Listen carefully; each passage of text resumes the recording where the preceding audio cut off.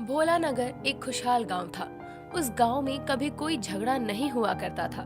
सभी एक साथ मिलजुल कर खुशी से रहा करते, जैसे एक परिवार रहता है। और रहते भी क्यों ना, माना जाता है कि उस गांव में स्वयं भोलेनाथ की कृपा है। ऐसे ही एक दिन रघु नाम का एक लड़का शहर से गांव में आता है, जहां वो देखता है कि गांव के कुछ बुजुर्गों के साथ और भी लोग धूप में बैठकर धूप सेक रहे हैं। उनको देखकर रघु उन सभी के पास जाता है और एक लड़की से बोलता है। एक्सक्यूज मी, मैं यहाँ इस गांव में सरकार की तरफ से इस गांव का दौरा करने आया हूँ और मैं यहाँ नया हूँ, इसीलिए मुझे यहाँ रहने के लिए जगह चाहिए। अगर आप मुझे कोई होटल बता देते जिसमें मैं रुक जाता तो आप सभी की बहुत बहुत मेहरबानी होती। अरे साहब, हमारे गांव में कोई होटल पोटल नहीं होता है। होटल नहीं है तो यहाँ पर आए हुए लोग स्टे कैसे करते हैं? रघु की बात सुनकर एक बुजुर्ग आदमी जिसका नाम ललित था, रघु से कहता है। अरे साहब, यहाँ पर कोई होटल नहीं है। इसका मतलब ये हुआ कि यहाँ हम सभी गांव वाले किसी को बाहर होटल में नहीं रुकने देते, क्योंकि यहाँ जो भी आता है उसको हम अपना परिवार जैसे मानते हैं। ऐसे तो न जाने कितने ही लोग आते होंगे, तो क्या आप सभी को पनाह देते हैं? हाँ बिटवा, हम यहाँ पर सभी को बना देते हैं। क्या है कि हम सभी को दूसरों की मदद करना अच्छा लगता है। आप सभी यात्रियों का खर्चा कैसे उठाते हैं? मतलब जैसा आपने अभी कहा कि आप सभी को पनाह देते हैं, तो इसका मतलब तो ये हुआ ना कि पनाह देने के साथ साथ आप सभी लोग उनका खर्चा भी उठाते होंगे। हाँ साहब, आप बिल्कुल सही बोले हैं। हम सब मिलकर यहाँ आए हुए यात्रियों का खर्चा उठाते हैं। पर आप लोग उनका खर्चा उठा कैसे लेते हो? मेरा मतलब है कि आज की दुनिया इतनी महंगी हो रही है और फिर भी आप सभी लोग। तुम इस गांव का दौरा करने आए थे ना, चलो हम बताते हैं तुमको इस गांव का राज। इतना बोलकर ललित रघु को अपने साथ भोलेनाथ के मंदिर में ले जाता है और उनकी तरफ हाथ से इशारा करके बोलता है। बेटा, ये भगवान की मूर्ति देख रहे हो? हाँ देख रहा हूँ बाबा जी, पर आप मुझे यहाँ मंदिर में क्यों लेकर आए हो? वो इसीलिए क्योंकि हमारे ये भोलेनाथ हमें कभी किसी भी चीज की कमी नहीं होने देते। हम जितना खर्च करते हैं हमारे शिव जी हमारे लिए उतना ही करते हैं। उनकी दया दृष्टि हमारे ऊपर है, बस इसीलिए हमें कभी किसी चीज की कमी नहीं हुई। रघु को ललित की बात पर विश्वास नहीं होता और वो उसकी बात को काटते हुए बोलता है। ये सब तो ठीक है बाबा, लेकिन मेरे रहने का इंतजाम तो कीजिए, मैं रहूंगा कहाँ?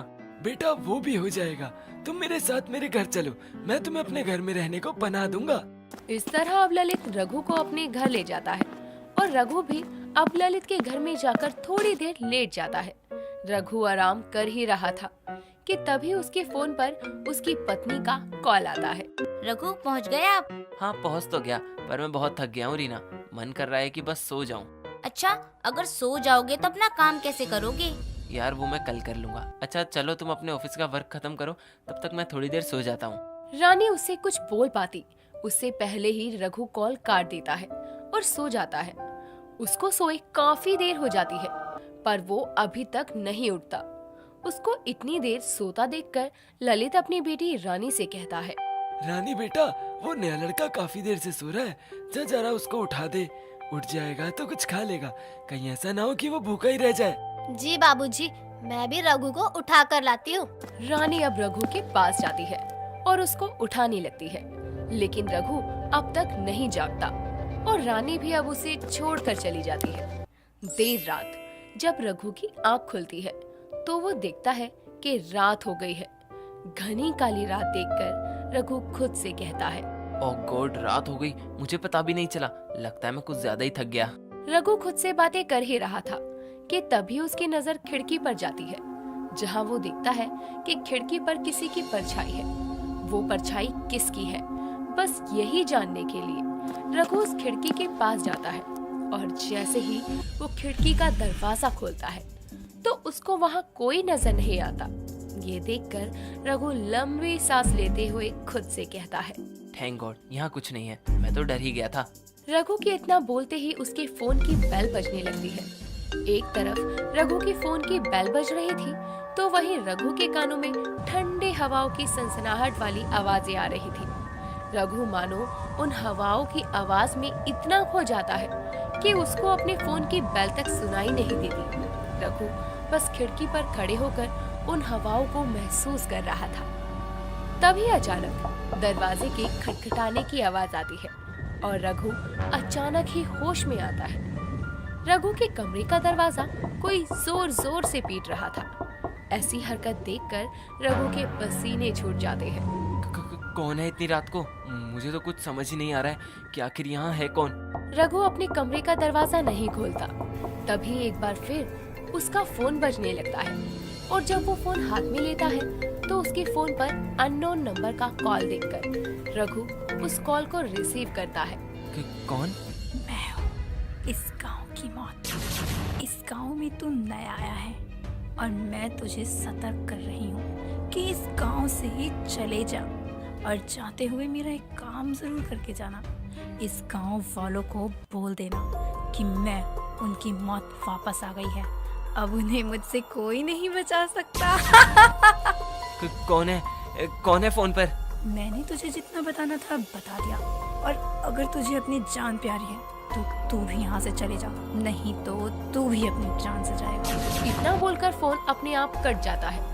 ये सब कुछ देखकर रघु को कुछ समझ नहीं आ रहा था, या यूं कहें कि ये सब पहली बार देखकर रघु के रोंगटे खड़े हो गए थे। उसकी लाइफ में ये सब कुछ कभी नहीं हुआ था। उसको तो ये तक नहीं पता था कि उसको क्या रिएक्ट करना चाहिए। रघु की पूरी रात अब डर में गुजरती है। अब जब सुबह होती है तो रघु ललित से कहता है, बाबा, मुझे आपसे कुछ बात करनी है। क्या सच में इस गांव पर शिव जी का हाथ है और यहाँ क्या कोई बुरी शक्ति है? क्यों बेटा, ये बात क्यों पूछ रहा है? बाबा बताओ ना, यहाँ कोई बुरी शक्ति है और क्या ऐसी चीजें होती हैं? हाँ बेटा, अगर भगवान है तो बुरी शक्तियाँ भी हैं, पर तुम ये क्यों पूछ रहे हो? बाबा, कल रात मेरे साथ कुछ अजीब अजीब नहीं, बहुत अजीब हुआ था। मैं आपको कैसे बताऊं कि मेरे साथ क्या हुआ था? अरे बेटा बता, तभी तो मैं तुझे बताऊंगा ना कि क्या सच है और क्या नहीं। बाबा की बात सुनकर रघु रात की सारी बात ललित को बता देता है। ये जानने के बाद ललित के माथे पर भी डर का शिकन था, पर फिर भी ललित रघु को दिलासा देते हुए कहता है, बेटा तुम्हें कोई गलतफहमी हुई होगी या कुछ नहीं है, पर फिर भी अगर तुम्हें ऐसा लगता है कि रात को तुम्हारे साथ इस तरह कुछ अनहोनी हुई है तो मैं तुम्हें भोलेनाथ के पैरों वाली बबूत का ताबीज बना कर दे देता हूँ। उससे तुम्हें कोई सपना नहीं आएगा। ललित उसके इस डर को सपने का नाम दे देता है और उसको उसके कमरे में भेज देता है। तो वहीं दूसरी तरफ अब ललित सभी गांव वालों को इकट्ठा करता है और ललित सब बातें बताता है। उसकी बात सुनकर गांव की एक औरत ललित को जवाब देते हुए कहती है, इसका मतलब वो वापस आ गई। उसने हमको कुछ नहीं बताया। इसका मतलब ये है कि उसके निशाने पर सबसे पहले रघु है। बाबा, हमें रघु को बचाना होगा, नहीं तो। चुप कर, ऐसा कुछ नहीं होगा। मैंने रघु को भोलेनाथ का ताबीज दे दिया है, उसको कुछ नहीं हो सकता।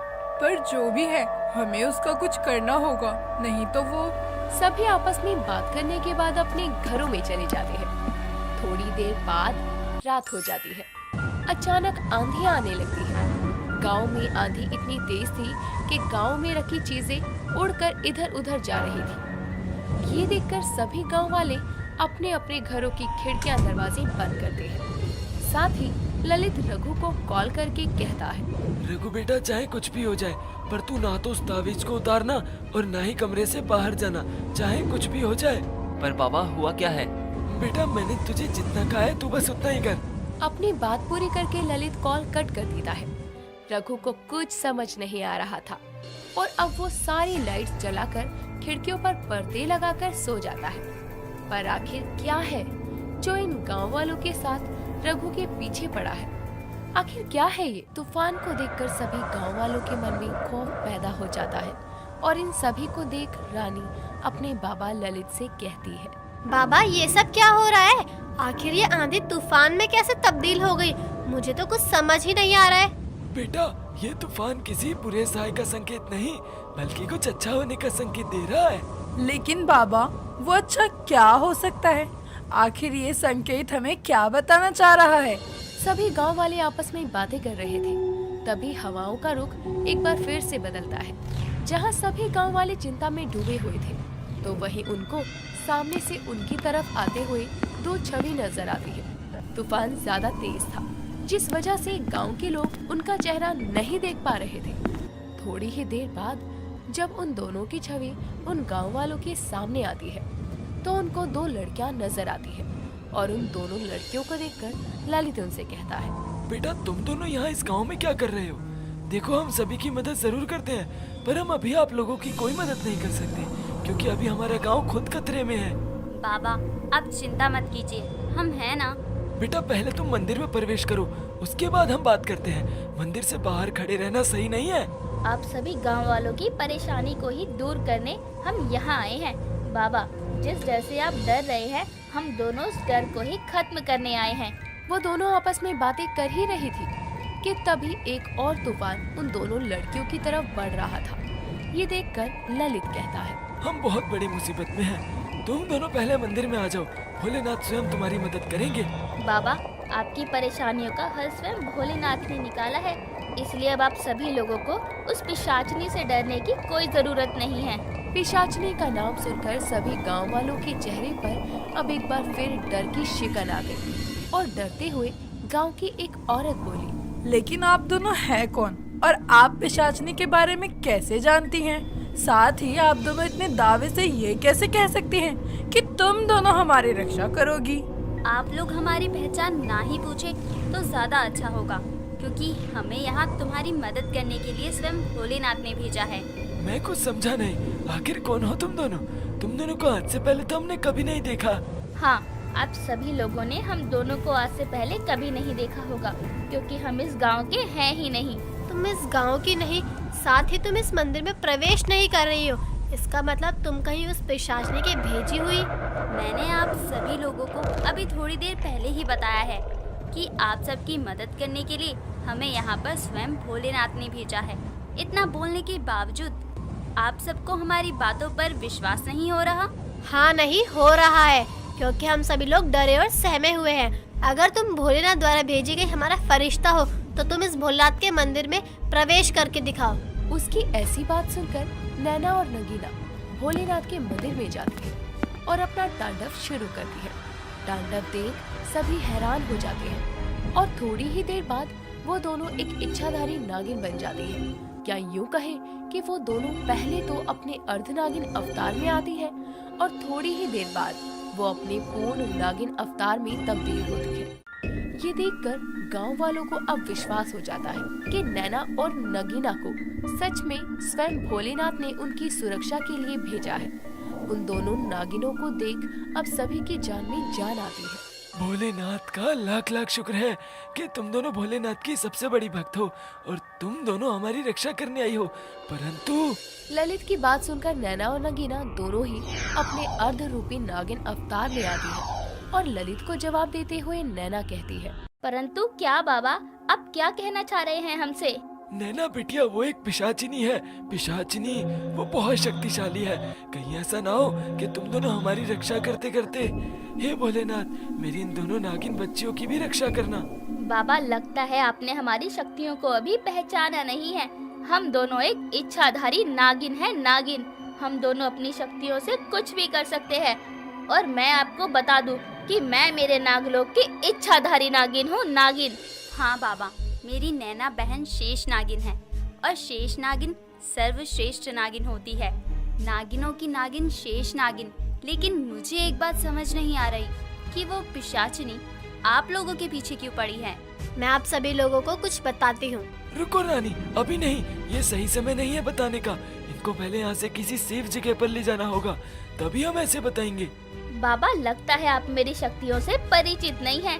खैर, आपको जो सही लगे आप वो करिए। अगर आपको ये लगता है कि ये जगह उचित नहीं है कुछ बताने के लिए, तो आप हमें अपनी जगह अनुसार ले जाइए। उसके बाद ही मुझे सारा सच बताइए। जैसे ही ललित नगीना और नैना को भोलेनाथ के मंदिर से बाहर लेकर जाने लगता है, वैसे ही वहाँ रघु आता है और मंदिर के बाहर ही घायल अवस्था में रघु सबसे मदद मांगते हुए बोलता है, मुझे बचा लो, मुझे बचा लो। वो पिशाचिनी मुझे मार देगी, मुझे उसके प्रकोप से बचा लो। बाबा, ये तो रघु है। ये यहाँ क्या कर रहा है? हो ना हो इसको इतना घायल करने वाली वो पिशाचनी ही होगी। हमें इसकी मदद करनी चाहिए बाबा। ये बोलकर रानी आगे की तरफ बढ़ने लगती है। वैसे ही नैना अर्धरूपी नागिन अवतार में आती है और उसको अपनी पूंछ में पकड़ लेती है और भोलेनाथ के मंदिर में ही रोक लेती है। ये देखकर ललित कहता है, हे नागिनों की नागिन शेष नागिन, आपने मेरी बच्ची को अपनी पूंछ में क्यों जकड़ लिया? देखो वो बेचारा कितना घायल हो रहा है, आखिर उसकी मदद तो करनी होगी। बाबा आप सही बोल रहे हैं, वो बेचारा बहुत ही घायल है और हमें उसकी मदद करनी चाहिए। लेकिन मदद तो हम उसकी करेंगे ना जो सच में घायल हो। क्या मतलब? मतलब ये, जो आपके सामने आप सभी को रघु दिखाई दे रहा है, वो कोई लड़का नहीं बल्कि उस पिशाचिनी का छलावा है। लेकिन ऐसे कैसे हो सकता है? हमारे सामने रघु है, उसके शरीर से जगह जगह रक्त निकल रहा है। रानी याद रखना कि अक्सर पिशाचिनी इंसान के शरीर के खून को नहीं छोड़ती। यदि इंसान के शरीर से खून निकल रहा है, इसका मतलब पिशाचिनी तुम्हें अपने छलावे में फंसा रही है, क्योंकि पिशाचिनी खून की प्यासी होती है और वो अपने खून को कभी इस तरह बहता नहीं देख सकती। नागिन और गांव के सभी लोग आपस में भोलेनाथ के मंदिर में बातें कर रहे थे कि तभी रघु जोर जोर से हंसने लगता है और हंसते हुए वो हवा में अपने दोनों हाथों को फैलाकर उड़ने लगता है। उसका इतना भयानक रूप देखकर सभी गांव वालों के मन में खौफ पैदा हो जाता है और वो अपने 2 कदम पीछे कर लेते हैं। रघु को देखकर गांव वालों को अपनी आंखों पर विश्वास नहीं हो रहा था कि जो रघु गांव का सर्वे करने आया था वो आज इस हालत में है।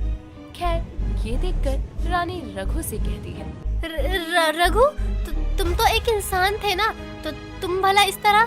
मुझे बचा लो रानी, इसने मेरे शरीर को जकड़ लिया है। मुझे इससे मुक्ति चाहिए। मुझे इसके चंगुल से आजाद करवाओ रानी, प्लीज। इस मंदिर से बाहर आकर मेरी मदद करो, नहीं तो ये मुझे तड़पा तड़पा कर मार देगी। हाँ रघु, मैं तुम्हारी मदद जरूर करूँगी। मैं अभी आती हूँ। ये बोलने के साथ ही रानी जैसे ही अपने कदमों को मंदिर से बाहर निकालती है, वैसे ही रघु पिशाचनी में तब्दील हो जाता है और वो उसको हवा में उड़ा देता है। जिसके बाद वो हंसते हुए रानी से कहती है, गांव वालों, तुम कितने मूर्ख हो। तुम्हारी शेष नागिन ने तुम्हें चेतावनी दी थी कि इस मंदिर से बाहर मत आना, लेकिन तुमने उसकी बात नहीं सुनी और अपनी नागिन की बातों को काटते हुए ये मूर्ख लड़की बाहर आ गई। मूर्ख लड़की, देख लिया तूने अपनी बेवकूफी का नतीजा। मुझे छोड़ दो प्लीज। नैना, मुझे बचाओ, मैं मरना नहीं चाहती हूँ इसके हाथों से। मैंने तुम्हें कहा था कि वो कोई रघु नहीं है, फिर भी तुमने मेरी बात नहीं मानी। नैना, हमें इसे बचाने के लिए कुछ करना होगा। करना क्या है नगीना? अब हमें रानी को भी बचाना है, साथ ही इस पिशाचिनी का खात्मा भी करना है। इतना बोलकर नैना और नगीना अपने पूर्ण नागिन अवतार में आती है और मंदिर के बाहर जाकर पिशाचनी के ऊपर अपनी आंखों द्वारा नीले रंग की रोशनी से प्रहार करती है। इस प्रहार से पिशाचनी नीचे गिर जाती है और पिशाचनी के साथ साथ जैसे ही रानी नीचे गिरने को होती है, वैसे ही नगीना रानी को अपनी पूंछ में पकड़कर मंदिर में छोड़ देती है। इस तरह उनके बीच एक घमासान युद्ध शुरू होता है। कभी पिशाचनी नागिन के ऊपर हमला करती तो कभी नागिन पिशाचनी के ऊपर। ऐसे ही दोपहर से रात हो जाती है। पिशाचनी घायल हो चुकी थी और वो वहाँ से उल्टे पैर जाने लगती है। जाते जाते पिशाचनी सभी को धमकी देते हुए कहती है, ये खेल यही खत्म नहीं हुआ। मैं अभी घायल हूँ, याद रखना, जिस दिन मैं ठीक हो गई उस दिन मैं वापस आऊंगी। इतना बोलकर अब पिशाचनी वहाँ से गायब हो जाती है। पिशाचनी के गायब होते ही वहाँ पर आंधी तूफान अचानक ही बंद हो जाता है। ये सब देखकर सभी गांव वाले एक लंबी सांस लेते हैं और अब सभी मंदिर के बाहर निकलते हैं। आप दोनों का बहुत बहुत धन्यवाद। आपने मेरी पोती को उस पिशाचिनी से बचा लिया। नागिन और बाबा आपस में बातें कर ही रहे थे, तभी वहाँ रानी को होश आता है और वो उन दोनों नागिनों से कहती है, आप दोनों का शुक्रिया अदा मैं कैसे करूं? मुझे तो समझ नहीं आ रहा। कोई बात नहीं, हम दोनों यहाँ आप सभी को बचाने आए हैं। पर क्या उस पिशाचनी का अंत हो गया या नहीं? उस पिशाचनी का अंत अभी नहीं हुआ है, वो दोबारा आएगी, पर हम उसका कुछ नहीं बिगाड़ सकते, क्योंकि जब तक हमें उस पिशाचनी के बारे में कुछ पता नहीं चलता है तब तक हम कुछ नहीं कर सकते। रानी, मैं अब भी तुम्हें चेतावनी दे रही हूँ, क्योंकि पिशाचनियों के अंदर काफी शक्तियाँ होती हैं और वो किसी को भी अपने वश में कर सकती हैं। वो कोई भी रूप कभी भी लेकर आ सकती हैं, तो तुम थोड़ा ध्यान रखो। बाबा, आप हमें उस पिशाचिनी का सच बताइए। आखिर क्यों पड़ी है वो आप सभी गांव वालों के पीछे? बताता हूँ। आज से करीब 58 साल पहले की बात है। मैं अपनी माँ और बाबा के साथ रहा करता था। ललित अपनी माँ और पिता के साथ रहा करता था। उसी गांव में एक मेघा नाम की औरत भी रहा करती थी। उसी गांव में काफी बच्चे गायब हो रहे थे। बस इसीलिए अब सभी गांव वाले अपने बच्चों को घर से बाहर निकालने से डरते थे। ऐसे ही एक दिन ललित खेलते हुए मेघा नाम की एक औरत के घर के आगे चला जाता है। मेघा उसको अपने पास बुलाती है और जब ललित उसके पास जाता है तब मेघा उसे पकड़ लेती है। पूरा दिन गुजर जाता है पर ललित अभी तक घर नहीं आया था और ये सब ललित की माँ ललित के पिता को बताती है, जिस पर उसके पिता कहते हैं, क्या ललित अब तक घर नहीं आया है? हे भगवान, अब क्या होगा? ललित के पिता अब ये बात सभी को बता देते हैं और अब सभी गांव वाले ललित को ढूंढने के लिए निकल जाते हैं। वो सभी लोग बच्चों को ढूंढते हुए जंगल में जाते हैं, जहां वो देखते हैं कि जंगल में एक औरत जिसकी झोपड़ी से अजीब तरह की रोशनी आ रही है। अब सभी गांव वाले उसकी तरफ जाते हैं, जहां वो देखते हैं कि उस औरत के सामने 2 बच्चों की लाश पड़ी है और उसके सामने ललित बैठा हुआ है। ये देखकर गांव वालों को समझते देर नहीं लगती कि ये औरत काला जादू करती है। अब सभी गांव वाले उसकी झोपड़ी के दरवाजे को तोड़ते हैं और उस औरत को बाहर ले आते हैं और उसको एक पेड़ पर बांधकर उससे बोलते हैं, कौन है तू और तूने इतने बच्चों को क्यों मारा? बता, आखिर तेरा क्या मकसद है? क्यों क्या तूने इतने बच्चों के साथ ऐसा? पता नहीं तो हम तुझे जिंदा जला देंगे। मैं मेघा हूँ, इसी गांव की औरत। मैं एक मकसद से ये सब कर रही हूँ। क्या है तेरा वो मकसद? सच बता, नहीं तो बताती हूँ। मेघा लोगों से काफी कटी कटी रहा करती थी। वो ना तो ज्यादा घर से बाहर जाया करती, ना ही किसी से मिलना पसंद करती। ऐसे ही एक दिन मेघा के पति का एक्सीडेंट हो जाता है, जिसमें वो मारा जाता है और वो अपने पति के मौत के सदमे को बर्दाश्त नहीं कर पाती। ऐसे ही 2 दिन बीत जाते हैं और एक रात मेघा जंगल से लकड़ियां लेकर अपने घर की तरफ आ रही थी।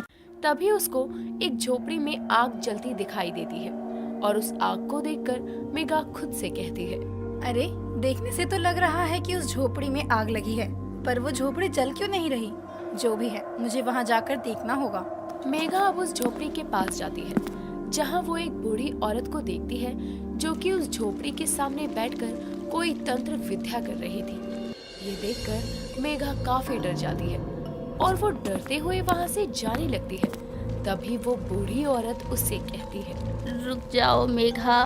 उस औरत के मुंह से अपना नाम सुनकर मेघा के पसीने छूट जाते हैं। मेघा अब पीछे पलटकर उस औरत से कहती है, कौन हो तुम और तुम्हें मेरा नाम कैसे पता? मैं तुम्हारा नाम नहीं, बल्कि मैं तुम्हारे बारे में सब कुछ जानती हूँ। मेरी प्यारी बच्ची, तेरे पति की हाल ही में मौत हुई है। साथ ही तू उसके इस सदमे को बर्दाश्त नहीं कर पा रही। तुझे बहुत ही अकेला महसूस हो रहा है, पर अगर तू चाहे तो इन सब से मुक्त हो सकती है। साथ ही तो इस दुनिया में राज कर सकती है। उस औरत की बात सच थी और वो खुद को सुकून पहुंचाने के लिए किसी भी हद तक जा सकती थी।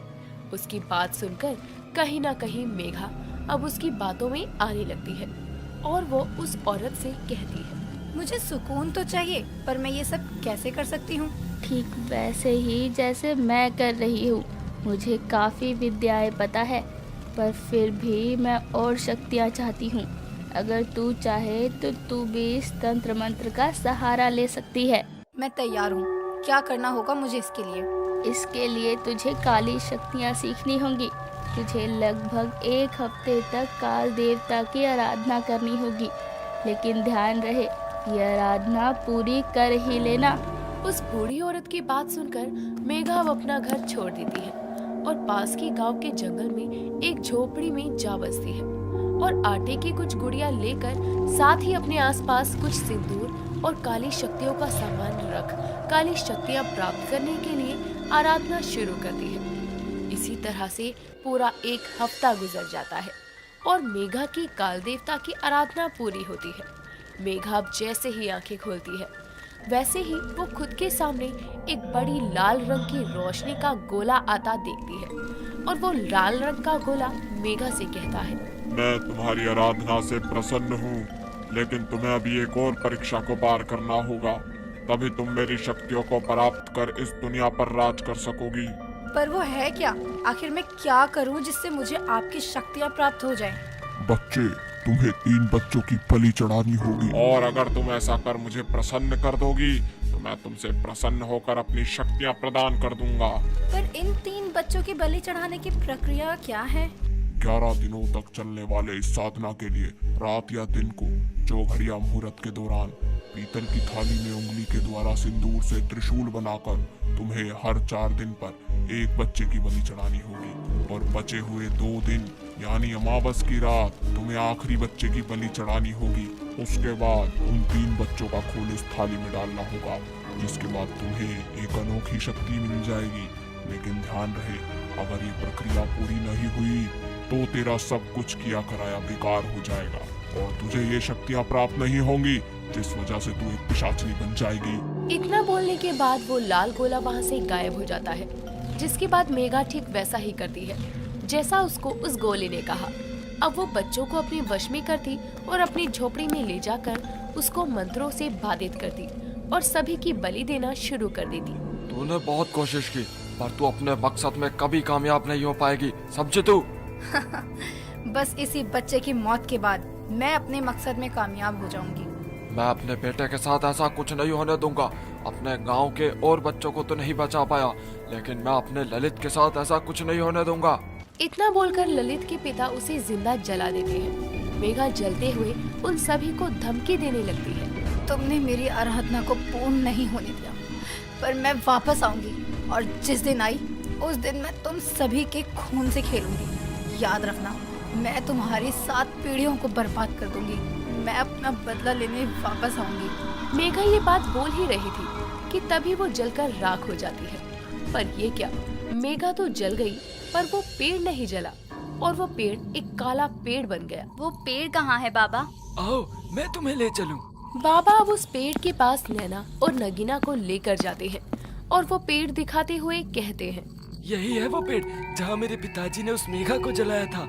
ये पेड़ उस समय से जला नहीं, बल्कि ये पेड़ काला हो गया। इस पेड़ को हम सभी ने काटने की भी बहुत कोशिश की, लेकिन ये पेड़ किसी से नहीं कटा। और जब ये पता चल गया कि इस पेड़ में उस मेघा यानी पिशाचिनी की शक्तियां हैं, इसीलिए हमने इस पेड़ को मंत्रों द्वारा बांध दिया था। पर शायद यहाँ किसी जानवर या इंसान का खून गिर गया, तभी वो यहाँ से आजाद हुई है। बाबा, पर वो मेघा पिशाचनी क्यों बनना चाहती थी? वो बनना नहीं चाहती थी, बल्कि वो पिशाचिनी बन गई है। अक्सर कहा जाता है कि अधूरी इच्छाओं के साथ आकस्मिक मृत्यु मरने वाले मनुष्य पिशाच या पिशाचिनी बनते हैं, और इनकी इच्छाएं अधूरी रह गईं, जिस वजह से एक पिशाचिनी बन गई। इसका मतलब ये है कि वो पिशाचनी अपने बदले की आग में पिछले 58 साल से जल रही है, और इससे ये भी पता चलता है कि वो एक बहुत शक्तिशाली पिशाचनी है। इसे मात देने का और क्या तरीका हो सकता है नैना? ये तो स्वयं भोलेनाथ बताएंगे। नगीना नैना का इशारा समझ जाती है। सभी गांव वाले सो रहे थे, तभी बाहर की आंधी तेज हो जाती है। साथ ही बाहर बारिश भी शुरू होती है। जहां सभी सो रहे थे तो वहीं रघु की आंख एक बार फिर खुलती है, और अब जब उसकी आंखें खुलती है तो वो एक बार फिर अपनी खिड़की के पास किसी की परछाई देखता है। पर वो परछाई किसकी है? बस इसी सवाल का जवाब पाने के लिए रघु अपने डर पर काबू पाता है और अपने कमरे के बाहर जाता है। जैसे ही वो कमरे से बाहर आता है, वैसे ही एक बार फिर उसको एक परछाई नजर आती है, जो कि बाहर की तरफ जा रही थी। अफसोस की बात ये थी कि गलती से रघु का ही हाथ उसके गले पर लगता है और उसका ताबीज नीचे गिर जाता है। अब जैसे ही रघु घर की चौखट को लांघता है, वैसे ही उस लड़की का रंग धीरे धीरे बदलने लगता है। उसके पैर उल्टे हो जाते हैं और उसके हाथ के लंबे लंबे नाखून निकल आते हैं। ये देखकर रघु डर जाता है और डर कर वो जैसे ही भागने की कोशिश करता है, वैसे ही वो लड़की उससे कहती है, कहाँ जा रहे हो रघु? तुम मुझे इस बारिश में छोड़कर कैसे जा सकते हो? जब मैंने तुम्हें जाने के लिए कहा तो तुम गए नहीं, लेकिन अब मुझे छोड़कर तुम जा रहे हो। कौन हो तुम और इस तरह मेरे पीछे क्यों पड़ी हो? तुम देखने में कोई मामूली लड़की तो नहीं लग रही। हाँ, मैं कोई मामूली लड़की नहीं, बल्कि मैं एक पिशाचनी हूँ। पिशाचनी जो एक बार किसी का खून चख ले तो वो उसको मारे बिना नहीं छोड़ती। हे भोलेनाथ, ये पिशाचिनी है, मेरी जान बचाओ भोलेनाथ। मैंने तो इस पिशाचिनी का कुछ नहीं बिगाड़ा, तो ये मेरे पीछे क्यों पड़ी हुई है? पिशाचिनी, मैंने तो तुम्हारा कुछ नहीं बिगाड़ा, तो फिर तुम मेरे पीछे क्यों पड़ी हुई हो? और तो और, तुमने तो मेरा खून भी नहीं चखा। जैसा तुमने अभी कहा कि तुम जिसका खून चख लेती हो तो तुम उसे नहीं छोड़ती। अरे ना तो मेरा खून बहा और ना ही तुमने मेरा खून पिया, तो तुम मेरे पीछे क्यों पड़ी हो? हाँ, तुमने मेरा कुछ नहीं बिगाड़ा, लेकिन मैंने तुम्हें चेतावनी दी थी। मैंने तुम्हें कहा था यहाँ से चले जाओ, लेकिन तुमने मेरी बात नहीं मानी और तुम इन गांव वालों के साथ रह गए। अब जब इन गांव वालों के साथ रहे हो तो उसकी सजा भी भुगतो। तो तुम मेरा कुछ नहीं बिगाड़ सकती हो, क्योंकि मेरे गले में ये ताबीज। रघु अब जब अपने गले पर हाथ रखता है तो उसके गले में कोई ताबीज नहीं था। ये देखकर पिशाचिनी जोर जोर से हंसने लगती है। कहाँ है तेरा ताबीज? अरे मूर्ख, तेरा ताबीज तो कब का गिर गया। एक तरफ पिशाचिनी और रघु की बातें चल रही थी, तो वहीं दूसरी तरफ सभी गांव वालों के कानों में उन दोनों की आवाजें आ रही थी। सभी गांव वाले अपनी खिड़की खोलकर रघु और पिशाचिनी को आपस में बातें करता हुआ सुन रहे थे और देख रहे थे, जहाँ पर पिशाचिनी उसको अपने साथ लेकर गायब हो जाती है।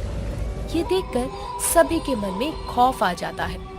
एक बार फिर पिशाचिनी गांव में प्रकट होती है और गांव वालों को धमकी देते हुए कहती है, सभी गांव वालों कान खोल कर सुन लो, मैं वापस आ गई हूँ और इस बार तुम मेरा कुछ नहीं बिगाड़ सकते। मैं तुम सभी गांव वालों को तबाह कर दूंगी, तबाह। इस गांव में अब मौत का तांडव शुरू होगा और तुम सबको मौत दूंगी मैं। इतना बोलकर पिशाचिनी फिर गायब हो जाती है। लेकिन पिशाचिनी के बोल सभी गांव वालों के मन में खौफ पैदा कर ही देते हैं। अगली सुबह सभी गांव वाले भोलेनाथ के मंदिर में जाते हैं और भोलेनाथ की आरती करने लगते हैं। सभी भक्त भोलेनाथ की आराधना कर रहे थे। अपने भक्तों की प्रार्थना और उनको इतने संकट में देखकर भोलेनाथ भी चिंतित हो जाते हैं और माता पार्वती से कहते हैं, देवी, हमारे भक्त पृथ्वी पर काफी संकट में हैं। हमें उनकी मदद करनी चाहिए, परंतु हम स्वयं पृथ्वी लोक पर जाकर उस पिशाचिनी का अंत नहीं कर सकते। हमें कोई राह नजर नहीं आ रही। इसमें आपका क्या विचार है? प्रभु, आप तो जानते हैं, फिर भी ये सवाल आप मुझसे कर रहे हैं। परंतु अगर फिर भी आपने मुझसे ये सवाल किया भी है, तब मैं आपको एक ही जवाब दूंगी कि आप हमारे सबसे बड़े और सच्चे भक्तों के पास जाएं और उन्हें इन मासूम इंसानों की मदद करने पृथ्वी लोक पर भेज दीजिए। आप सही बोल रही हैं देवी। शायद अब हमें उन्हें ही पृथ्वी लोक पर भेजना होगा, नहीं तो ये पिशाचिनी इन मासूम लोगों का जीना दुश्वार कर देगी। भोलेनाथ पार्वती की बात को मान लेते हैं और नागलोक में प्रकट होते हैं, जहां वो देखते हैं कि नाग नागिन आपस में बैठकर सुकून भरी जिंदगी व्यतीत कर रहे हैं। परंतु जैसे ही भोलेनाथ नागलोक में प्रवेश लेते हैं, वैसे ही सभी नाग नागिन अपने शीश को झुकाकर भोलेनाथ को प्रणाम करते हैं और भोलेनाथ को देखकर नागलोक की शेष नागिन नैना भोलेनाथ से कहती है, हे भोलेनाथ, आप अचानक हमारे नागलोक में प्रकट हुए हैं। आखिर ऐसी कौन सी बात आन पड़ी जो आपको स्वयं हमारे नागलोक में प्रवेश करना पड़ा? नैना, तुम मेरी सबसे बड़ी भक्त और इस नागलोक की शेष नागिन हो, और इसी नाते मैं तुम्हें और तुम्हारी बहन नगीना को पृथ्वी लोक पर भेज रहा हूँ, क्योंकि पृथ्वी लोक पर बहुत बड़ा संकट आन पड़ा है और उसी संकट को तुम्हें नष्ट करना है। बीच में बोलने के लिए क्षमा चाहती हूँ प्रभु, परंतु पृथ्वी लोक पर ऐसा कौन सा संकट आ गया है जिसकी वजह से आप स्वयं नागलोक में आए हैं? तुमने बिल्कुल सही सवाल किया है नगीना, और बस तुम्हारे इस सवाल का जवाब देना मेरा फर्ज है। इस तरह से भोलेनाथ अपने हाथों द्वारा एक नीला गोला प्रकट करते हैं, जिसमें पृथ्वी पर हुई प्रतिक्रियाएं उस गोले में दिखाई जाती है। ये देखकर अब नागलोक के सभी नाग नागिन समझ जाते हैं कि पृथ्वी लोक पर किसी पिशाचिनी ने अपना आतंक फैलाया है। ये देखकर नैना नागिन कहती है, हे भोलेनाथ, ये देख मैं सब समझ गई कि आपने हमें पृथ्वी लोक पर जाने के लिए क्यों चुना है। हम आपके इस चुने गए कार्य को सफल करेंगे, साथ ही मैं इस कार्य में खरी उतरूंगी। हाँ प्रभु, नैना बिल्कुल सही कह रही है। मैं और नैना अब नागलोक में तभी कदम रखेंगी जब उस पिशाचिनी का अंत करेंगे। तुम दोनों अपने कार्य में सफल होकर जरूर आओगी, साथ ही मैं हर मोड़ पर तुम दोनों के साथ खड़ा रहूंगा। तथास्तु। भोलेनाथ नैना और नगीना को अपना आशीर्वाद देकर अंतर्ध्यान हो जाते हैं। तो वहीं अब नगीना और नैना शिव जी द्वारा चुने गए कार्य को पूर्ण करने पृथ्वी लोक पर जाने के लिए सभी से मेल मिलाप करती हैं। उनको इस तरह से सभी से मिलता जुलता देखकर नगीना और नैना की माँ मोहिनी नागिन कहती है, मेरे बच्चों, तुम एक बहुत बड़े काम को अंजाम देने जा रहे हो, इसलिए तुम्हें और भी शक्तियों की आवश्यकता पड़ेगी और मैं इसलिए तुम्हें अपनी शक्तियाँ देना चाहती हूँ। माता, लगता है आप भूल गई कि मैं एक शेष नागिन हूँ और मेरे द्वारा ही आप तक ये शक्तियाँ पहुँची हैं। शेष नागिन होने के नाते मेरा ये फर्ज बनता है कि मैं आप सभी की शक्तियाँ ना लूं। बेटा, मैं जानती हूँ कि तू एक शेष नागिन है, लेकिन फिर भी मैं अपनी शक्तियाँ अपनी दूसरी बेटी नगीना को देना चाहती हूँ। नगीना बेटा, मैं तुझे अपनी शक्तियाँ देना चाहती हूँ ताकि तू मेरी सम्मोहन की शक्तियाँ उस समय इस्तेमाल कर सके जब तेरे पास कोई और रास्ता नहीं होगा। तू मेरी सम्मोहन की शक्तियों से किसी को भी मोहित कर सकती है और उसको डस कर उसका काम तमाम कर सकती है। नगीना अपनी माँ की सम्मोहन शक्तियाँ लेने को तैयार हो जाती है, जिसके बाद मोहिनी अपनी आंखें बंद करके अपने हाथों में एक लाल रंग का प्रकाश प्रकट करती है। थोड़ी देर बाद वो लाल रंग की रोशनी नगीना के पेट में चली जाती है, जिसके कारण नगीना की आंखें लाल हो जाती है। नगीना अब अपने पूर्ण नागिन अवतार में आती है, जहाँ नगीना आधी नागिन और आधी काली नागिन बनी थी। उसके इस रूप से सब समझ चुके थे कि नगीना को अब उसकी माँ की शक्तियाँ मिल चुकी है। इस तरह से नगीना और नैना अब सभी से गले लगते हैं और अपनी आंखें बंद करके नागलोक का द्वार खोलते हैं। नागलोक का द्वार खोलने के बाद नैना और नगीना पृथ्वी लोक पर जाते हैं। जैसे ही नगीना और नैना पृथ्वी लोक पर अपने कदम रखते हैं, वैसे ही धरती हिलने लगती है, मानो जैसे कोई भूकंप आया हो। आंधी अब तूफान में बदल जाती है। देखना काफी दिलचस्प होगा कि आगे ये कहानी क्या नया मोड़ लेगी। नैना और नगीना अब शिव मंदिर में जाते हैं और अपना तांडव शुरू कर देते हैं। उनके इस तांडव को सभी गांव वाले देखते हैं। वो दोनों नागिन अपना तांडव कर रही थी कि तभी शिवलिंग से एक रोशनी प्रकट होती है और उस रोशनी से भोलेनाथ जी प्रकट होते हैं। शिव जी को देखकर अब सभी गांव वाले अपने शीश को झुकाकर शिव जी को प्रणाम करते हैं। तभी दोनों नागिन शिव जी से कहती हैं, देवों के देव महादेव को नागलोक की नागिन का प्रणाम। बोलो पुत्री, क्या हुआ? मुझे याद करने का कोई विषय? हाँ प्रभु, जैसे आपने हमें इन भोले लोगों की मदद के लिए यहाँ भेजा था, हम यहाँ आए तो और उस पिशाचनी के बारे में हमें सब कुछ पता भी चल गया, लेकिन उस पिशाचनी का अंत अभी तक हमें पता नहीं चला, क्योंकि वह पिछले 58 साल से उस पेड़ में कैद थी, इसलिए वो अत्यधिक शक्तिशाली है। हमें उसके अंत का मार्ग कहीं नजर नहीं आ रहा। पुत्री, वो एक अतृप्त पिशाचिनी है और इतने वर्षों तक पेड़ में रहने की वजह से उसने उस पेड़ को ही अपनी दुनिया बना लिया है। उसका अंत उसकी दुनिया में ही हो सकता है और उसका अंत तुम्हारे साथ साथ एक पवित्र कन्या करेगी और उस कन्या का तुम्हें बहुत जल्द पता चल जाएगा। तथास्तु। शिवजी अपनी बात पूरी कर दोबारा शिवलिंग के अंदर अंतर्ध्यान हो जाते हैं। तो वहीं ललित नैना से बोलता है, पवित्र कन्या, कहीं ये कन्या हमारी रानी तो नहीं? हो सकता है, पर भोलेनाथ का इशारा जरूर उस इंसान से है जो पवित्र हो, और हो ना हो ये कन्या ही रघु को बचाएगी। लेकिन नैना, मुझे अभी तक समझ नहीं आया कि जब उस पिशाचिनी की दुनिया उस पेड़ में है, तो जब हम उस पेड़ की तरफ गए तो उसने हमें कुछ क्यों नहीं किया? और सबसे बड़ी बात, अगर इन गांव वालों ने उस पिशाचिनी को कैद कर दिया था, तो वो पिशाचिनी आजाद कैसे हो सकती है? इन सभी सवालों के जवाब स्वयं पिशाचिनी देगी। लेकिन कैसे? अभी वो पिशाचिनी घायल है और मुझे नहीं लगता कि पिशाचिनी अभी आएगी और हमारे किसी भी सवाल का जवाब देगी। नगीना, तुम ये कैसे भूल रही हो कि वो एक अतृप्त पिशाचिनी है, और एक अतृप्त पिशाचिनी को खुद को ठीक करने में ज्यादा समय नहीं लगता है। बस इसलिए वो आज रात ही वापस आएगी, और जब वो वापस आएगी तो मैं उससे सब कुछ पूछ लूंगी। लेकिन बेटा, अगर वो रात को वापस आएगी तो वो हम में से किसी को नहीं छोड़ेगी। नहीं बाबा, मैं ऐसा नहीं होने दूंगी। वो यहाँ आएगी, लेकिन अपना सच बताने के लिए, क्योंकि वो यहाँ के किसी भी इंसान को कुछ नहीं कर पाएगी। पर वो कैसे बेटा? उसकी बातें सुनकर नैना अपनी आंखें बंद करती है और अपनी मुट्ठी पर एक फूंक मारती है। और जैसे ही नैना अब अपनी आंखें खोलती है तो उसकी मुट्ठी में बहुत सारी रुद्राक्ष की मालाएं थी। नैना उन मालाओं को सभी गांव वालों के हाथ में देती है। आप सभी इस माला को अपने गले में रखना, चाहे कुछ भी हो जाए, पर इस माला को तब तक मत उतारना जब तक उस पिशाचनी का अंत ना हो जाए। पर बेटा हमारी रानी की माला कहाँ है? बाबा, अगर रानी वो पवित्र कन्या है जो मेरे साथ उस पिशाचनी का अंत करेगी, तो रानी का वो पिशाचनी कुछ नहीं बिगाड़ सकती। पर बेटा पहले भी तो इस पर हमला हो चुका है ना? हाँ बाबा, मैं जानती हूँ, पर याद कीजिए, पहले भी उस पिशाचनी ने इस पर हमला किया, लेकिन उसको छुआ नहीं था। और अगर इस पर कोई खतरा हुआ तो मैं इसको भी एक रुद्राक्ष की माला दे दूंगी।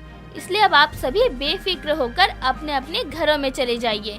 नैना नागिन की बात सुनकर अब सभी गांव वाले अपने अपने घरों में चले जाते हैं और सुकून की सांस लेते हैं।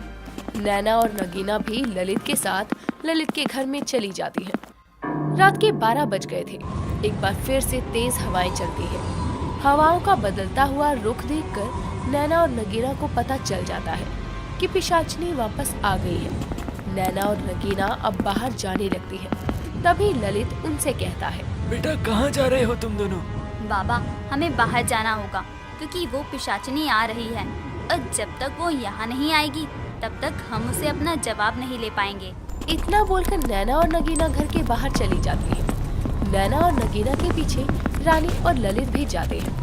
अब जैसे ही वो दोनों नागिन घर के बाहर आती है, वैसे ही पिशाचनी उनके सामने आती है और उनसे कहती है, तुम्हें क्या लगा कि मैं वापस नहीं आऊंगी? मैं एक पिशाचनी हूँ, पिशाचनी। मुझे खुद को ठीक करने में ज्यादा समय नहीं लगता। और जैसा मैंने कहा था कि जब मैं वापस आऊंगी तो मैं इस गांव में मौत का खेल शुरू करूंगी। अब तुम दोनों नागिन अपनी आंखों के सामने इन गांव वालों की मौत देखोगी, मौत। तुम उस पेड़ से आजाद कैसे हुई? देखो मेघा, मैं बहुत अच्छे से जानती हूँ कि तुमने उस पेड़ में ही अपनी दुनिया बनाई है। अब मुझे चुपचाप ये बता दो कि तुम उस पेड़ से आजाद कैसे हुई? ये जानना चाहती हो कि मैं उस पेड़ से कैसे आजाद हुई? हाँ, ये जानना चाहती हो तो सुनो।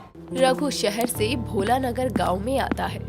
धूप होने की वजह से रघु को बहुत प्यास लग रही थी। बस इसीलिए वो एक पेड़ के पास बैठ जाता है और अपने बैग से पानी की बोतल निकालकर पीने लगता है। तभी उसकी नजर एक काले से पेड़ की तरफ जाती है, जहाँ वो पेड़ को देखकर खुद से कहता है, अरे ये कैसा पेड़ है?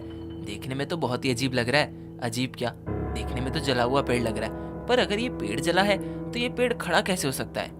खैर जो भी है, इस पेड़ की एक फोटो लेना तो बनता है। इसकी फोटो मैं रीना को दिखाऊंगा। रघु अब उस पेड़ के पास जाता है और उस पेड़ के पास खड़े होकर कई सारी सेल्फीज लेता है। सेल्फीज लेते हुए रघु का पैर एक लाल धागे में फंस जाता है और उसके पैर से वो धागा टूट जाता है। उस धागे के टूटते ही वहाँ का मौसम काफी खराब हो जाता है। ये देखकर रघु खुद से कहता है, ओह गॉड, अब ये मौसम क्यों खराब हो गया और धागा कहाँ से मेरे पैरों के नीचे आ गया? खैर जो भी है, वैसे मेरी फोटो काफी अच्छी आई है। एक काम करता हूँ, मैं इन फोटोज को रीना को भेज देता हूँ। उसको भी तो इस गांव का अजीबोगरीब फोटो दिखाऊं। रघु अब उन फोटोज को रीना के पास भेजता है।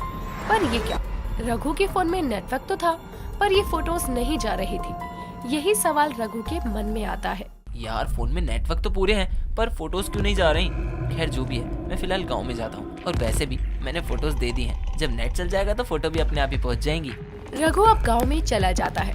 अब जैसे ही रघु गांव में आता है वैसे ही मौसम बिल्कुल ठीक हो जाता है और ये देखकर रघु खुद से कहता है, अरे ये क्या, अभी अचानक ही मौसम ठीक हो गया और इस गांव के मौसम को देखकर लगता है कि ये गांव कश्मीर से कम नहीं है। तभी तो इसका मौसम हर वक्त बदलता रहता है। खैर जो भी है, मैं गांव में जाकर इनसे किसी होटल के बारे में पूछता हूँ। जहाँ रघु गांव में जाता है तो वहीं दूसरी तरफ उस काले पेड़ से काला धुआं निकलने लगता है और उस काले धुएं में से एक खुले बालों वाली औरत निकलती है जिसकी लाल आंखें थी।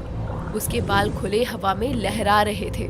उसका चेहरा पूरी तरह से बदल जाता है। उस धुएं में से निकलकर वो औरत हंसते हुए कहती है, आखिरकार मैं आजाद हो गई। अब मैं इन गांव वालों के साथ मौत का खेल खेलूंगी। गांव वालों, आ रही हूँ मैं। रघु इस गांव में आया जरूर, पर मुझे आजाद करवाकर। मैंने उसको इस गांव से जाने के लिए कहा था। लेकिन उसने मेरी बात नहीं मानी।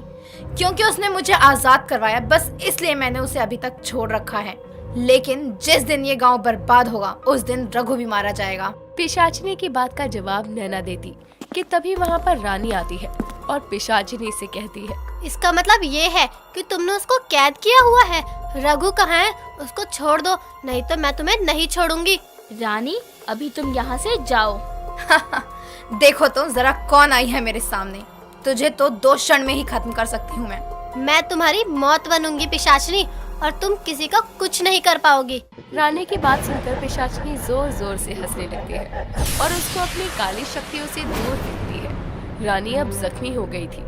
ये देखकर नैना और नगीना को समझ आता है कि रानी वो पवित्र कन्या नहीं है जिसका जिक्र शिवजी ने किया था, और बस इसीलिए नैना जल्दी से उसको रुद्राक्ष की माला देती है और पहनने को कहती है। तो वही पिशाचिनी रानी से कहती है, देख ली तुमने मेरी शक्तियाँ, बड़ी आई मेरा अंत करने वाली। और तुम दोनों कान खोल कर सुन लो नागिन, तुम दोनों इस गांव को मुझसे ज्यादा देर नहीं बचा पाओगी। पर रघु कहाँ है? मेरे कब्जे में, और मैं उसको नहीं छोड़ूंगी। नैना और नगीना पिशाचिनी से कुछ पूछते उससे पहले ही पिशाचिनी वहाँ से गायब हो जाती है।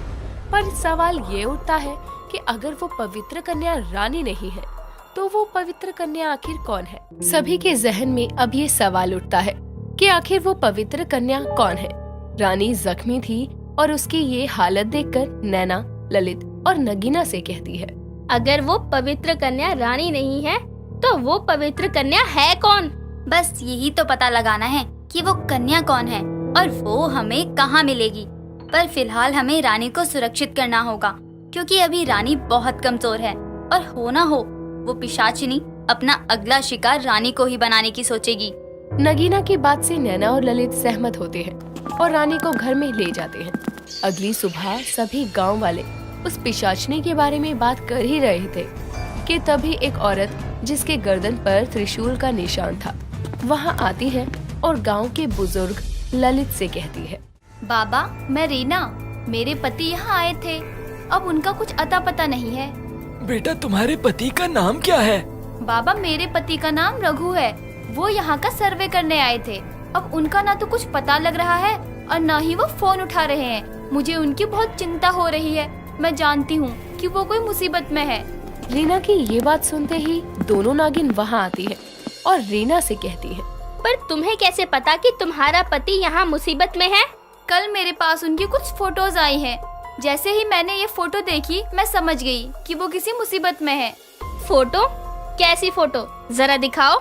रीना अब अपने फोन में अपने पति रघु की फोटो दिखाती है, जहाँ नैना देखती है कि रघु पिशाचिनी के पेड़ के पास फोटो खिंचवा रहा था, लेकिन उस फोटो में आसमान साफ नहीं था, बल्कि आसमान में एक काली परछाई थी। ये देखकर नैना कहती है, रीना, तुमने अपने पति की फोटो में कुछ नोटिस किया? हाँ, मैंने नोटिस किया, तभी तो मुझे रघु की चिंता सताई जा रही है। हे भोलेनाथ जी, मेरे रघु की रक्षा करना। यहाँ भोलेनाथ का मंदिर कहाँ है? मुझे उनके दर्शन करने हैं। आओ, मैं तुम्हें ले चलती हूँ। नगीना और गांव के बाकी लोग रीना को भोलेनाथ जी के मंदिर में ले जाते हैं। पर ये क्या, मंदिर में जाते ही रीना की गर्दन का निशान चमकने लगता है। उसके इस निशान को देखकर अब सभी गांव वाले हैरान हो जाते हैं। केवल गांव वाले ही नहीं, बल्कि नैना और नगीना भी हैरान थे। उसके इस निशान को देखकर नगीना कहती है, रीना, तुम्हारी गर्दन पर ये निशान मेरे बचपन से ही है। सबका कहना है कि स्वयं भोलेनाथ जी का मेरे सर पर हाथ है। मैं भोलेनाथ जी की परम भक्त हूँ, और खास बात तो ये है कि जब भी मैं भोलेनाथ के मंदिर जाती हूँ तब ये निशान चमकने लगता है। उसकी ये बात सुनकर नैना और नगीना एक दूसरे की तरफ देखकर मुस्कुराने लगते हैं।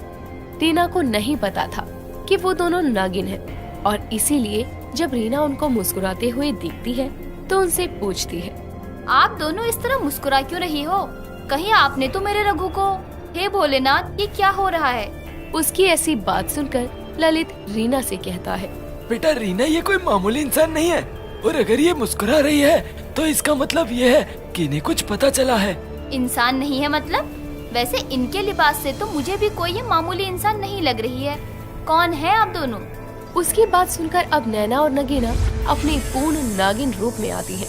और थोड़ी ही देर बाद वो अपने इंसानी रूप में आकर रीना से कहती है, देख लिया हम कौन हैं? अब तो तुम्हें हम पर शक नहीं है ना? एक इच्छाधारी नागिन देखकर रीना अपने दोनों हाथ जोड़कर उसे प्रणाम करती है और कहती है, आप दोनों की यहाँ होते हुए भी यहाँ के लोग कैसे गायब हो सकते हैं? रीना, यहाँ एक पिशाचनी का साया है और उस पिशाचनी ने ही रघु को अपने कैद में रखा है। उसका अंत करने में हमें तुम्हारी मदद चाहिए, क्योंकि शिवजी द्वारा चुनी गई वो पवित्र कन्या कोई और नहीं बल्कि तुम हो, और इसका सबूत तुम्हारे गर्दन का ये निशान है। पर मैं कैसे? मैं तो एक मामूली इंसान हूँ और मैं उस पिशाचिनी के आगे ज्यादा देर तक नहीं टिक सकती। रीना, तुम्हारा पति पिशाचनी की कैद में है। तुम अपने पत्नी धर्म के कर्तव्य से ऐसे कैसे पीछे हट सकती हो? और जब तुम यहाँ आई थी तब तुमने ही तो कहा था कि तुम शिव की परम भक्त हो, तो शिवजी द्वारा दिए कार्य को तुम इस तरह से नहीं ठुकरा सकती। रीना, स्वयं शिवजी ने तुम्हें इस कार्य के लिए चुना है। नैना की बात सुनकर रीना पिशाचनी के अंत में अपना हाथ मिला लेती है। हमें क्या करना होगा उस पिशाचिनी को खत्म करने के लिए? हमें पिशाचनी लोग जाना है और पिशाचनी लोग उस पेड़ में हैं। पेड़ में पिशाचिनी लोग? ये कैसे हो सकता है? उसकी ये बात सुनकर अब नैना और नगीना रीना को सारी पिछली घटना बताती है। ये सुनने के बाद रीना उनसे कहती है, कब जाना है? कल रात, क्योंकि कल रात पूर्णिमा की रात है। कल पिशाचनी की शक्तियाँ कमजोर हो जाएंगी और इसी बात को ध्यान में रखते हुए हमें पिशाचनी लोग जाकर शुद्ध चमकीले पत्थर पर पिशाचनी की कोई भी चीज रखकर मंत्रों द्वारा उस पर गंगा जल छिड़ककर उसको शुद्ध कर जलाना होगा, तभी उसका अंत होगा। पर नैना, ये सब कैसे होगा? पिशाचनी अपनी चीजें, अपने कपड़े कभी कहीं नहीं छोड़ती।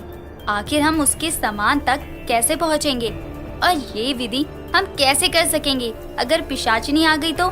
नगीना, ये विधि हम नहीं बल्कि रीना करेगी और पिशाचनी को रोकना हमारा काम है। कल रात पिशाचनी कमजोर रहेगी और इसी का फायदा तुम्हें उठाना है। माँ द्वारा दी गई सम्मोहन वाली शक्तियाँ तुम पिशाचनी पर इस्तेमाल करोगी और उस शक्ति से तुम उसको अपने वश में कर लोगी। ये सम्मोहन लगभग आधे घंटे के लिए होगा और आधे घंटे में ही हम तीनों को अंदर जाना होगा। जब हम तीनों अंदर चले जाएंगे तब रघु द्वारा रीना पिशाचनी का कोई भी एक सामान मांगेगी। बीच में बोलने के लिए माफी चाहूंगी, पर रघु पिशाचिनी का सामान कैसे दे सकता है?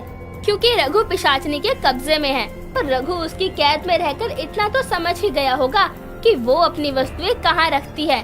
उसकी वस्तु लेकर तुम इस विधि को शुरू करना, पर याद रहे कुछ भी हो जाए इस विधि को रोकना मत। रघु तुम्हें इसे रोकने को कहेगा, वो चिल्लाएगा, पर तुमको इसको रोकना नहीं है। समझ गई। और आप सभी से अनुरोध है कि आप सभी अपने गले से रुद्राक्ष ना निकालें। साथ ही भोलेनाथ के मंदिर को पूरे दियों से उजागर कर दें और शिव जी के चरणों के पास एक बड़ा सा दिया जलाना और ध्यान देना कि वो दिया ना बुझे। अब आप सभी अपने अपने घर जा सकते हैं। रीना, तुम यहीं रुकना, हमें शिव का ध्यान लगाना है। ठीक है। सभी गांव वाले अब नैना और नागिना से सहमत हो जाते हैं। जहां एक तरफ अब सभी गांव वाले अपने घरों में जाते हैं, तो वहीं नगीना, नैना और रीना शिव जी का ध्यान लगाने लगते हैं। इसी तरह से पूरा दिन और उसका अगला दिन भी गुजर जाता है। आज पूर्णिमा की रात थी। अब नैना, नगीना और रीना मंदिर के बाहर खड़े हुए थे। साथ ही गांव वाले भी उनके साथ खड़े थे। जिसके बाद नैना अपने अर्धनागिन रूप में आकर अपनी आंखें बंद करके अपने हाथों में एक शुद्ध नीले रंग का चमकीला पत्थर और गंगा जल प्रकट करती है और रीना को देते हुए कहती है, रीना, ये सामान तुम अपने साथ रखना और मैंने जैसा तुम्हें कहा है तुम्हें बिल्कुल वैसा ही करना है। पर ध्यान रहे, रघु तुम्हें रोकने की कोशिश करेगा, पर तुम्हें उसकी बातों में नहीं आना है।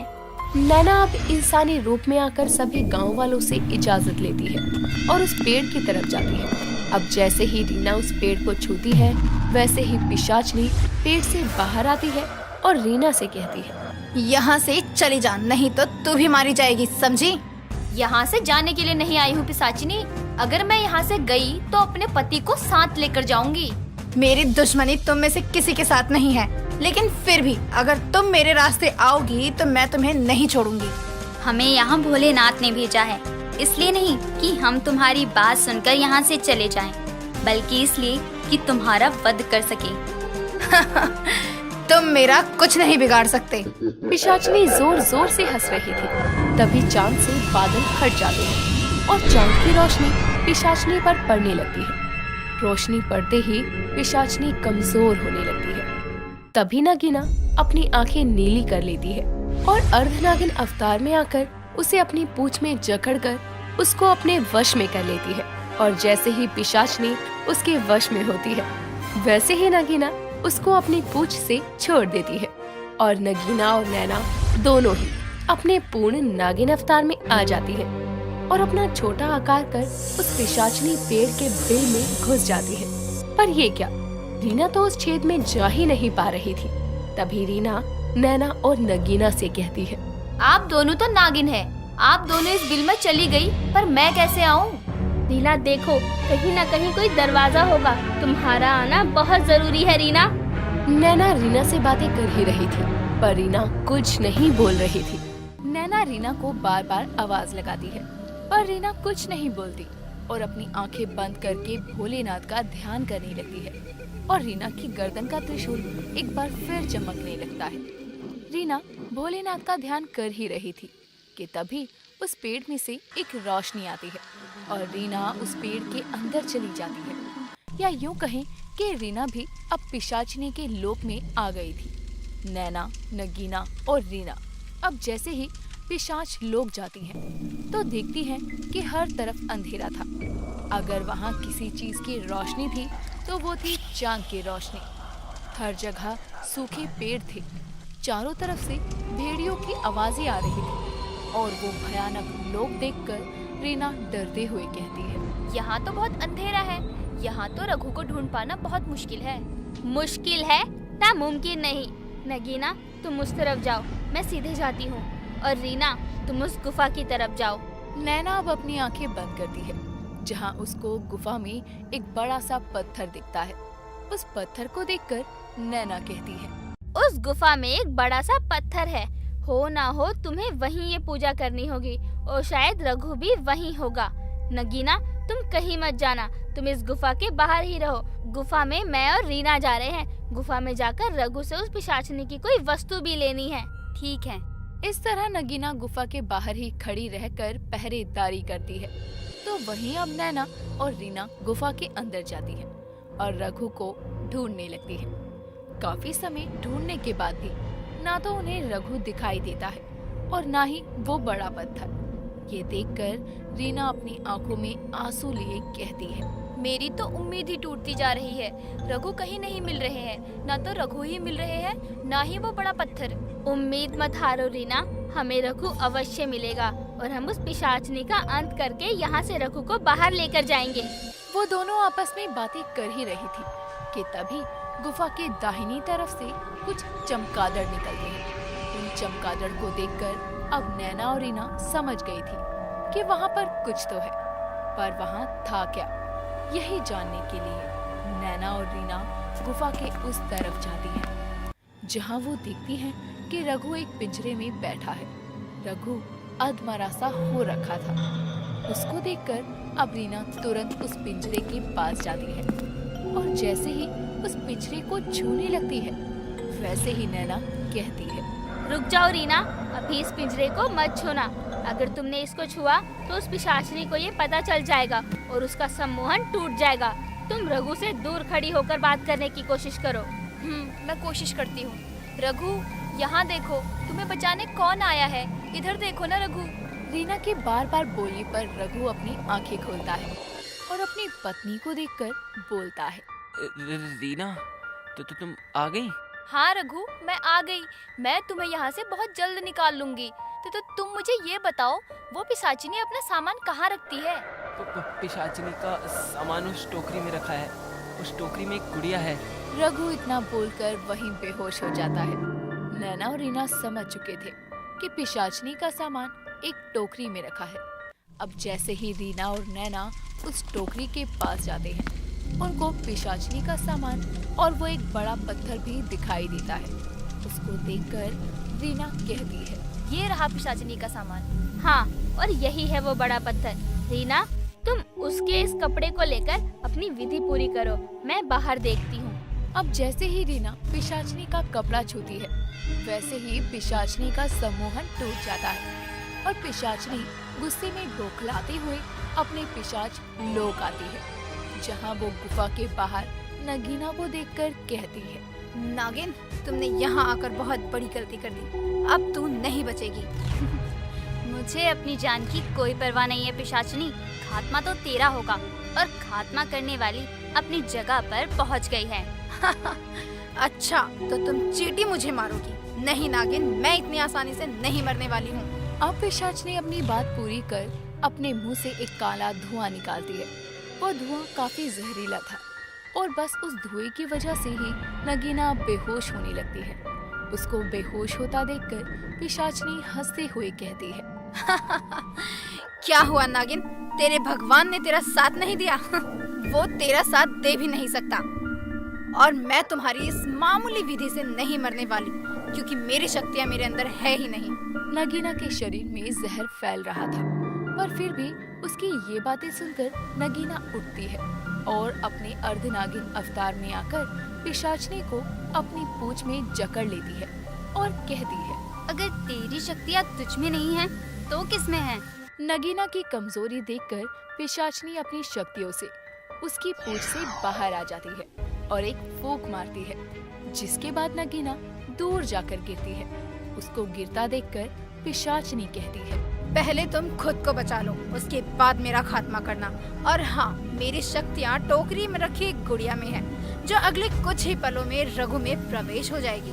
उसकी बात सुनकर नगीना अपनी आंखें बंद कर लेती है। तो वहीं अब पिशाचनी उड़ते हुए गुफा में प्रवेश कर जाती है, जहाँ वो देखती है कि उसके सामने नैना अपने अर्धनागिन अवतार में खड़ी है। उसको देखकर पिशाचनी कहती है, अच्छा, तो एक और नागिन मेरे सामने खड़ी है। अब मैं तुम कीड़े मकोड़ों का क्या करूं? अभी एक को मसल कर आई हूं और देखो मेरे सामने एक और खड़ी है। कहीं ऐसा ना हो पिशाचनी कि तुझे मैं मसल दूं। इतना बोलकर नैना अपने पंचमुखी नागिन अवतार में आती है और अपने मुंह से आग फेंकती है, पर पिशाचनी उस आग में नहीं जलती।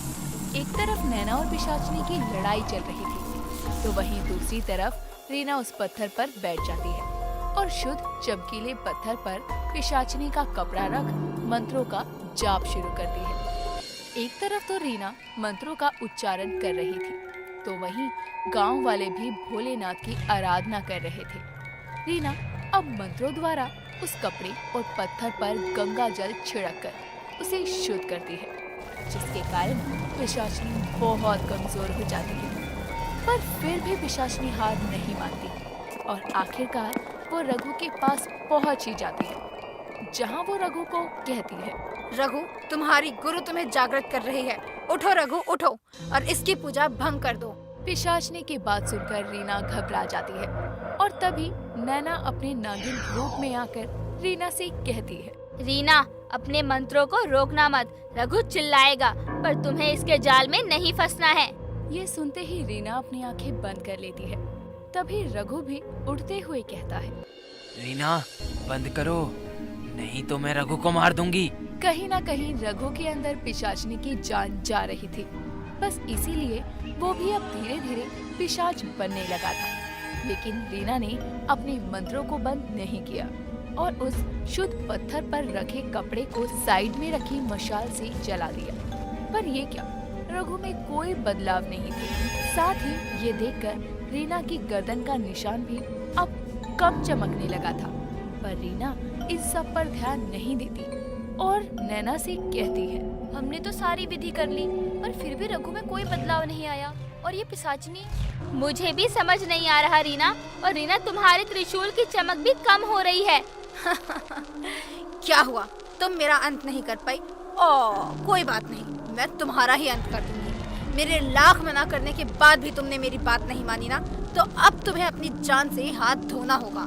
पिशाचनी ये सब कुछ बोल ही रही थी कि तभी उस टोकरी में से एक गुड़िया अपने आप बाहर आती है और उस गुड़िया में से काले रंग का धुआं रघु में जाने लगता है। तभी मौके पर नगीना आ जाती है और उस गुड़िया को उस आग में फेंक देती है। जैसे ही गुड़िया आग में जलकर राख होती है, वैसे ही पिशाचनी का भी अंत हो जाता है और इसी तरह पिशाच लोक भी नष्ट हो जाता है। अब रघु, नगीना और नैना, रीना अपने गांव वापस आते हैं, जिसके बाद वो सभी गांव वालों के पास शिवजी के मंदिर में जाते हैं। जिसके बाद नैना सभी गांव वालों से कहती है, आप सभी के सर से अब उस पिशाचनी का साया हट गया। आप सभी का बहुत बहुत धन्यवाद। सभी गांव वाले उन दोनों नागिनों का धन्यवाद कर ही रहे थे कि तभी आसमान में से एक तेज रोशनी निकलती है। उसको देखकर नगीना कहती है, अब हमें आप सभी आज्ञा दे, हमारे जाने का समय हो गया है। रुको नगीना, रघु बहुत जख्मी है, इसको हमें ठीक करना होगा। इतना बोलकर अब नैना अपनी आंखें बंद कर लेती है और अपने हाथों द्वारा कुछ शक्तियों से वो रघु को ठीक कर देती है। जिसके बाद नैना और नगीना दोनों ही नागलोक चली जाती हैं। नागलोक जाते ही सभी नाग नागिन उन दोनों का बहुत मान सम्मान से आदर करते हैं। पर नगीना को जख्मी देखकर मोहिनी कहती है, बेटा मैं खुश तो बहुत हूँ कि तूने पिशाचनी का अंत कर दिया, लेकिन तू खुद इतनी जख्मी है कि। माँ, भोलेनाथ है ना हमारे साथ, वो मुझे बहुत जल्दी ही ठीक कर देंगे। मोहिनी अब अपनी दोनों बेटियों को गले से लगा लेती है। तो वहीं धरती लोक पर रघु भी रीना के साथ अपने घर आ जाता है और भोला नगर गांव में एक नया सवेरा होता है।